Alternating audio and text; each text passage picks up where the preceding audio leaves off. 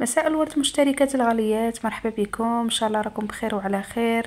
قبل ما نبدا هذا الفيديو ما تنسوش البنات تصلوا وتسلموا على النبي محمد عليه افضل الصلاه والسلام.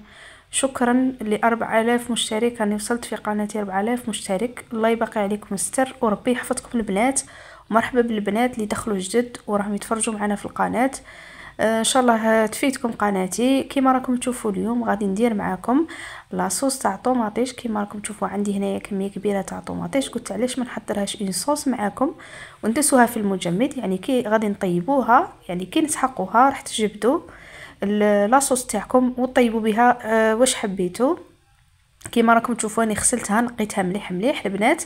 غادي نقلع لها هذاك الراس الاخضر تاعها كيما راكم تشوفوا هنايا. نقوها مليح البنات، غسلوها. انا ما نحتاجش نقلع القشره تاعها، يعني نديرها بها بالقشره باسكو غادي نميكسيها. هايا كيما راكم تشوفوا البنات.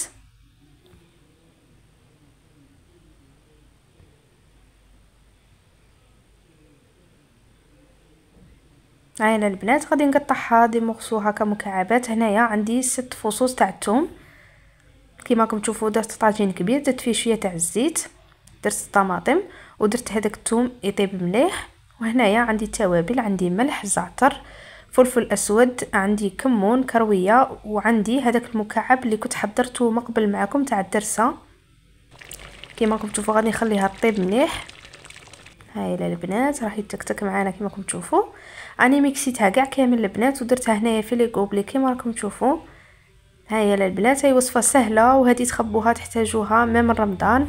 ان شاء الله الوصفه هذه تكون عجبتكم البنات. ما تنسوش غير تخلوا لايك وتخلوا كومنتير شباب وتهلاو في روحكم البنات، وفي فيديو قادم ان شاء الله.